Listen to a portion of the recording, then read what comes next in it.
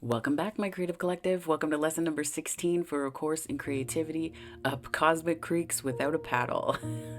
So this is based on A Course in Miracles, lesson number 16. I have no neutral thoughts.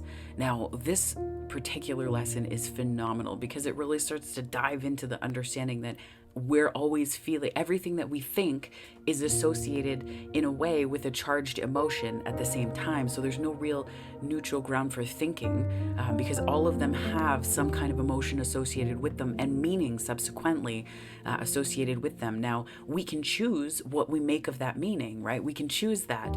It also introduces the understanding that a lot of the time our thoughts are happening inside our minds in a cascading way. What I mean by that, I'll read to you from the course itself, but what I mean by that is just that one thought leads to another, to another, to another. So, and we categorize them as, true or false based on the ways that they align with the meaning that we make in the world. So the neutrality that we can assume our thoughts possess are always coming from a charged place internally. Now, I'll read to you this part. It is section 2 from lesson 16 in the Course in Miracles workbook for students. But every thought you have contributes to truth or illusion. Either it extends the truth or it multiplies illusions. You can indeed multiply nothing, but you will not extend it by doing so. Besides your recognizing that thoughts are never idle, salvation, which is just really returning to choices that are loving towards self and others, requires that you also recognize that every thought you have brings either peace or war, either love or fear. A neutral result is impossible because a neutral thought is impossible. There is such a temptation to dismiss fear thoughts as unimportant, trivial, and not worth bothering about that it is essential you recognize them as all equally destructive but equally unreal. We will practice this idea in many forms before you really understand it. We begin to see that a lot of what we think is just reinforced by more thinking. So understanding that we don't have any neutral thoughts. In a way, I felt before when I've worked through the workbook that it lets us off the hook. It kind of lets us off the hook a little bit because it allows us to just be in the present moment as opposed to trying to do things with the things that we're thinking. And it helps us, it illuminates and it helps us to really see the processes that we engage with and undertake that would otherwise push us to immediately rush to a conclusion, because that's really what we do with a lot of our thinking is we are concluding all the time as opposed to just seeing and observing things, right? And even then we don't always think neutral thoughts because we're human and we associate emotion with it right away. So this lesson is really a reminder that it's exceedingly difficult, if not impossible, to have neutral thoughts. And this is really it's a call to more peace and compassion for yourself, right? A call to peace and compassion, because this is also illuminating a process by which we are always associating what we're thinking with boxes that it will go into, which means that we're never really regarding the value in something. We're never, and this includes ourselves. The reason why I keep pointing to ourselves in this is because specific to a lot of the myself as a member of an equity seeking group and others in equity seeking groups, we can look at the world and assume that the way that it treats us is a delineation of the meaning that we have inherently, which could not be further from the truth.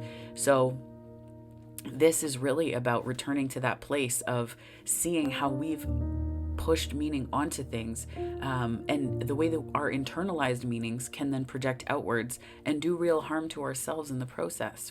One of the creative exercises that I've done, so here's your creative spark, is to mind map all the words that you associate with the spaces that you're in. So associate all the words with the spaces that you're in on a regular basis. The thoughts that you think the thoughts that you think about them, just to get an understanding of how in a day, so this can be related to work or home, specific places in the home, like your bedroom, bathroom, kitchen, living room, that kind of thing. This is a more concrete and spatialized exercise. My urban planning background is like, yeah, but I find that our meaning comes to the fore in spaces. That's where, that's the places, that's placemaking, that's what that is. So this is really about looking at the places that our meaning comes to life. So if we mind map this, what might it look like, and how does that liberate us creatively? Well, it frees us from the ways that we can become bound to definitions that we've ascribed to things that aren't necessarily there and that don't serve us, right? So it allows us to free ourselves and to free our creative capacity and to really open up to see things in a different way, in a way that will free us mentally. And just it's a very liberating experience to go through these steps and just to see the ways that we associate meaning and the things that we think in different spaces. When I come home, for example, from working, I will, often I love cooking. So I'll, do a lot of cooking, baking. It's another story altogether. We won't talk about my baking adventures, but cooking, yes. Right. So I find a lot of joy in cooking and being creative in the kitchen. And, I'm the person that will see 4 different ingredients and leftovers in the fridge and then turn it into this big meal. I love creativity like that. And so my thoughts that I think in the kitchen are usually slightly different, but it's also understanding that this is the reason why I spatialize it, is because we don't realize the patterns that we can fall into different times of day. We don't realize the habits, the thoughts that become beliefs because of the habitual way that we spatialize. So we take the experiences that we have, the thoughts that we're thinking, then we spatialize it. So then our brain can also start to create associations with where we are and what we're thinking often, right? So at the end of the night, I like to read. I like to lay in bed and read, and I'll think about the day. I'll think about all the things that I was grateful for that day, the ways that the day blew my mind. And, sometimes there can be these little thoughts of what didn't go so great, trying to creep in there.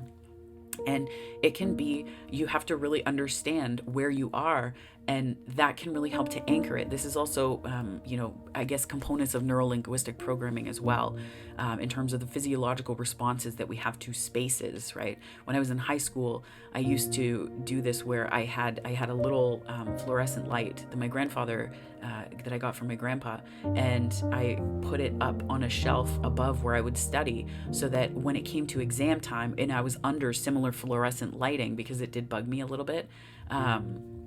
Tell me you're neurodivergent without telling me you're neurodivergent and you didn't realize it, right? Fluorescent lighting. Oof.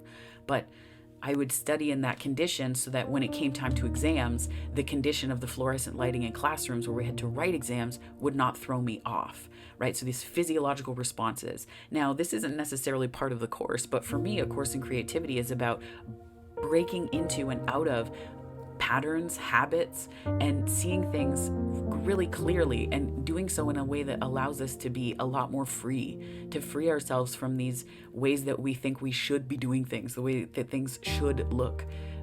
So that is one way to do it, is to look at the spaces that you're in, and then you can get creative about ways to break out of those habits and thought patterns and the things that we anchor in spaces, because then it becomes really difficult. And this is even true for seasons of life, right? I think about the seasons of the year and things that have typically happened in my lifetime in terms of healing, and this is what I've had to do to really help understand things. So if specific holidays, for example, are really difficult, then year over year you may have bodily responses that then trigger, emotions that trigger thoughts that you can't quite place. And sometimes, as empaths, we can look out into the world and say, well, I'm thinking this because I'm feeling somebody else's emotions. But sometimes we're feeling our own, and we're just unaware of the fact that it's triggered by something that's so subconscious to us that we're not bringing it to the fore as a possibility of, this is why I'm having no neutral thoughts right now. We don't have to get into the why fully with this exercise. That's not the point. This is more to just get us seeing where our thoughts become really charged. This has been really helpful for me, because creatively speaking, then it's not about controlling your thoughts. It's not about controlling an environment. It's just about observing, because when you observe, you come back to the present moment, and that's where possibility is.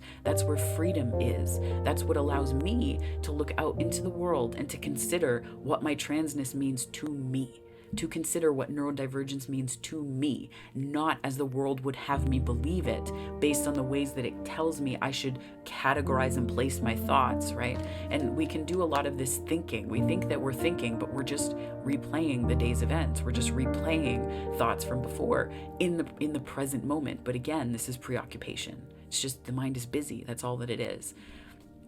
So what this particular exercise does is it gives us a way through observation, right? We don't have to bust through blocks. We're not breaking down barriers. That's not the point of these. The point of these is to get into a place of being able to observe ourselves to observe ourselves, because then when we observe ourselves in that present moment state, we can truly behold ourselves. We can behold ourselves.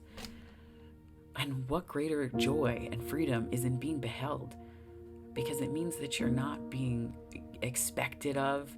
There's no assumptions meeting you. You don't have to get past people's thoughts about you. You can just be yourself. You can just be yourself. And that to me is freedom, right? Glennon Doyle writes about this in Untamed, where she talks about her wife, Abby, in terms of being held and free at the same time. Being held and free. I feel like that's what this is we're learning to do that for ourselves. We're learning to do that in service to ourselves. So that is today's lesson, my friends. Lesson number 16. Up cosmic creeks without a paddle. So I will leave it here. If this resonated and you liked it, please feel free to like the video and subscribe. It helps me to continue to grow this channel and to get found in the algorithm on YouTube, which is a delight to have you here as well. So thank you so much for watching. And that's wherever this finds you on the time-space continuum, morning, afternoon, or nights. I hope that it finds you very well, my friends. Have a fantastic